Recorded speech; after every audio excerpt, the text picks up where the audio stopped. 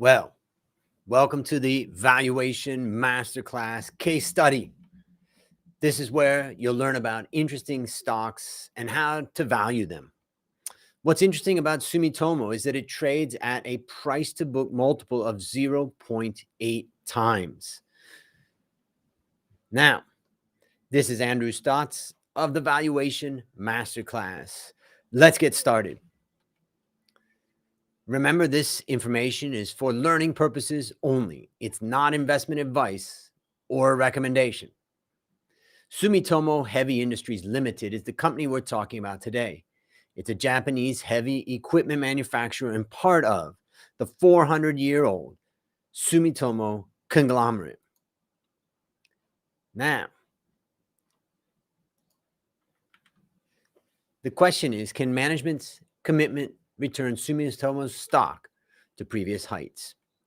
There's three things to know about this company. First, gearing up in M&A activity to drive the top line growth.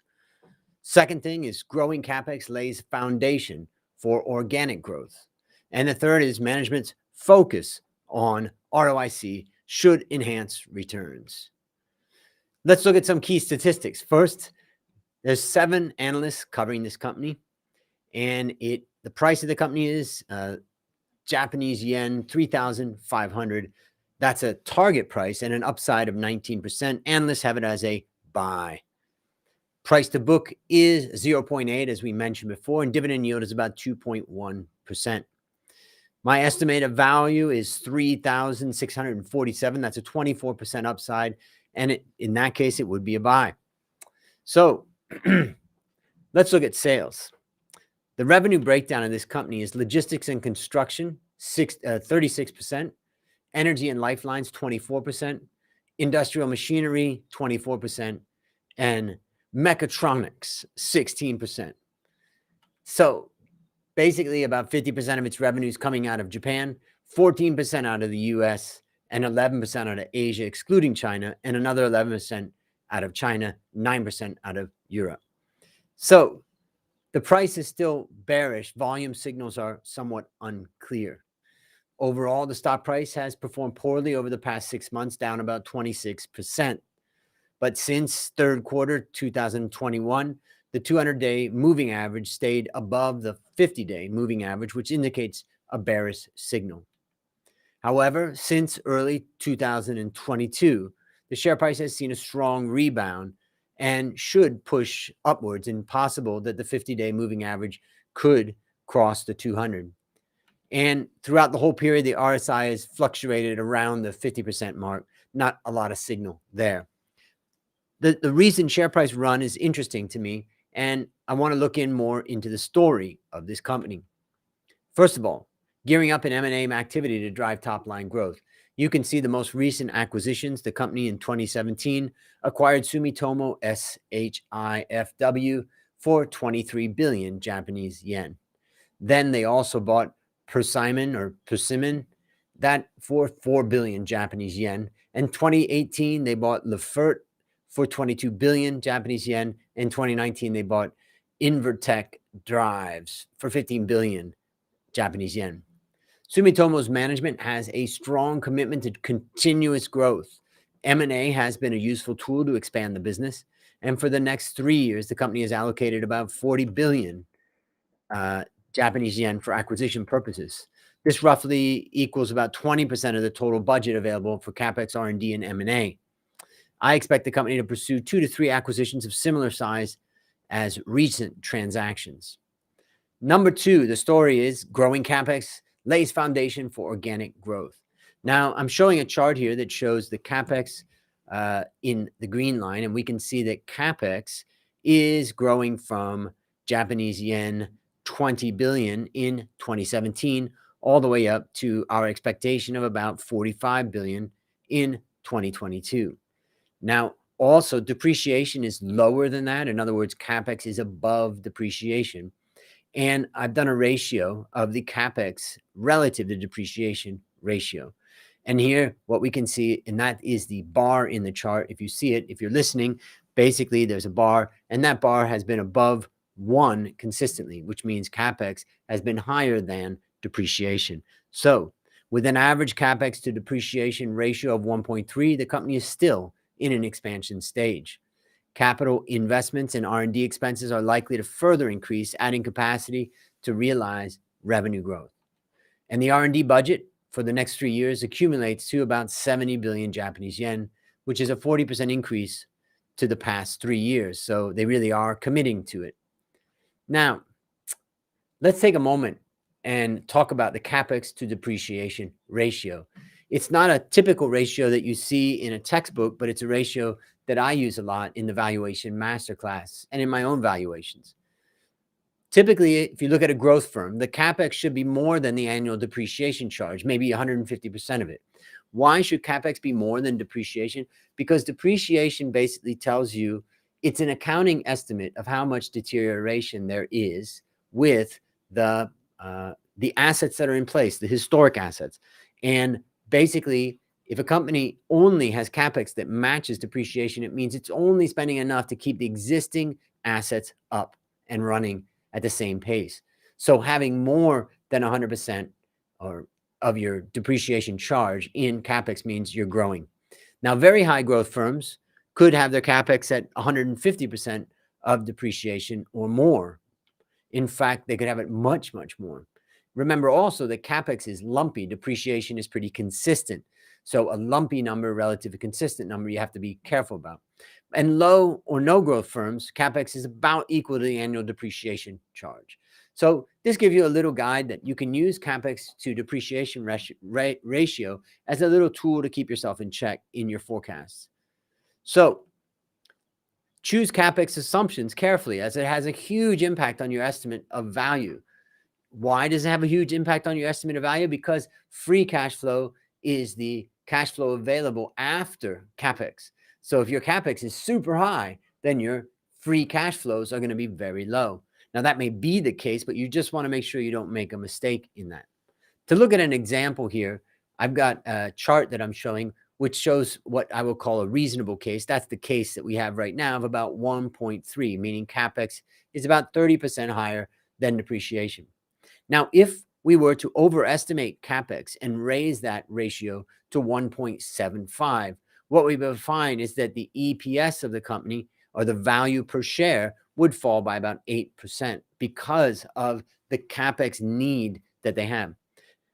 Now, if we underestimate Capex and we just keep it at the level of depreciation, we're going to see that the value of the company goes to 3,803. That's about 4% over our base case at a ratio of 1.3. The point being is that you can manipulate the free cash flow to the firm quite substantially by the Capex. So make sure you're very careful about what you're doing there. Now, point number 3 is management's focus on ROIC should enhance returns.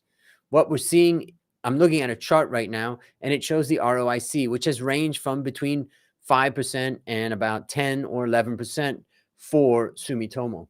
And also the dividend yield has ranged from about 2 to 4%. Now, the recovery of the ROIC is one of the management's top priorities. It aims to get back to 8.5 ROIC in 2023, which is basically a realistic forecast in my perspective. The company's focused on a constant payout ratio of about 30% of dividend, and they even paid dividends during the 2020 crash. Now, enhanced profit prospects could lead to a juicy dividend yield of 3.3% and 4.2% in 2023. Now, remember, you can scan this QR code to go to the valuationmasterclass.com blog to download all free case study reports for free. Also, if you're listening to this on the podcast, basically, you can go to the show notes or go to valuationmasterclass.com blog and get the information. Now, let's go through the FVMR scorecard. It measures a stock's attractiveness relative to all other companies. Attractiveness is based on 4 elements: fundamentals, valuation, momentum, and risk. The scale is 1, best, to 10, worst. So the company's not really that sexy right now, I would say. On many measures, it's closer to worst than it is to best. Valuation is where it does have a little bit of a standout. So let's look at that for a moment. And here we can see price to sales at about 0.4. That's very, very low.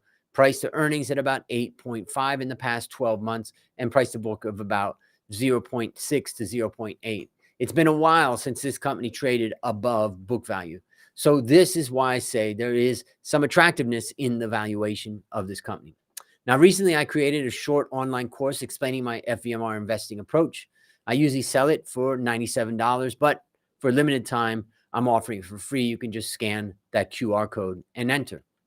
Now, let's look at the forecast. Right now, most analysts still have a hold, but some see upside. So there's 7 analysts covering the company. Their upside is about 19%. 3 analysts issued a buy recommendation while 4 stay as a hold. Now, consensus expects 2 strong years in terms of revenue growth, but then 0 growth in 2023. Now, this is an interesting case, and I would highlight it, particularly when you're valuing a company, that sometimes the visibility of what the company's going to spend on or what the revenue is going to be a couple of years out is very low.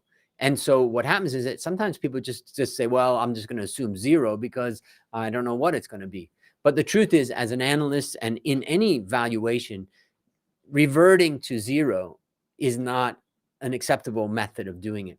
You've got to make an estimate of what you think that they're going to grow by. It could be 1%, 2%, 5%, but you've got to put in something beyond 0. And I suspect that what's happening here with analysts is that they are basically not sure about what the Capex is going to be in 2023. And so as a result, what they're doing is just putting in 0. So I think the company's strong commitment to growth could lead to a positive surprise in 2023 relative to what analysts are saying. Now, let's just look at it a little bit more detail. I just want to welcome everybody to the show and to the podcast and to the YouTube and LinkedIn. I see Hillary there. Good to see you, Hillary. And all the others, Lee's there, Yates, Ramsey's there. Thank you. So let's take a look at the P&L here. The profit and loss statement, well, Sumitomo has a strong ability to drive growth organically and through M&A. And so I'm forecasting relatively strong growth. Also, its product portfolio is well equipped to ride the demand rebound. It really is a heavy industry business. And here we can see, I'm looking at the assets of the balance sheets, and I can see that Sumitomo has high working capital requirements. More than 40% of its total assets are either accounts receivable or inventories. This company has a huge amount of short-term cash demands. So when you're calculating the free cash flow of the firm, you got to be careful about your Capex, but you also have to be careful about your working capital. And here, in this case, you got to be super careful because that working capital is a pretty large number. What about liabilities? If I look at the balance sheet, I look at long-term debt, it's tripled between 2019 and 2021. I expect the company to slowly repay its debt given its strong cash flow and cash generating ability. And feel free, if you've got any questions as I go through this, that you can take a note and send it in. I see Akilesh, nice to see you. And let's continue on and let's look at some ratios. The revenue has been resilient through the pandemic. It's been down about 4% in 2020, about 2% in 2021. So it is an industrial company, and that tends to fall a bit. It's not like a consumer staples company or healthcare where it tends to be very stable. The company only recorded a drop of 4%, as I said, in 2020. Now, if we look at ratios here, we can see the company has low leverage and could turn net cash in the future. In fact, its net debt to equity is basically 0. In other words, the total amount of debt that the company has is equivalent to the amount of cash that the company has. I always use net debt to equity because of the fact that I know that a company, if I was to acquire a company, let's just say we bought the whole company and we wanted to retire the debt of the company, we could use all the assets of the company to retire that debt in this particular case. Now, let's go through valuation. First, I want to look at this concept of, what's the long-term share price performance potential? Could this be a 5-bagger, a 10-bagger? Let's look at it. First way of looking at potential is to try to understand price times quantity. That's the revenue. And I would say that the price potential is moderate. There's certain specialized equipment that they could charge a premium on or that they could increase the prices on. The quantity is, I would say, there's a moderate potential for growth. Capital investments and M&A activities are driving growth. And if they have good activities, that could bring it. So I'm kind of moderate on the two. Cost of goods sold, well, the input prices can fluctuate a lot. It's difficult to control that. So I would say there's kind of weak potential that they're going to be able to increase their gross profit margin. And the operating margin or operating expenses, the SG&A is expected to rise in line with expansion. We don't have any indication from the company that they're going to start to cut their operating costs or expand their marketing costs. So I would say there's weak chance. So if I look at it from an earnings perspective, I don't think this company is going to go up 20% per year or anything like that. So I don't think there's a potential for this company to go up by, let's say, 5 times for the share price when it comes to earnings. But let's look at price, because on a valuation basis, maybe it does.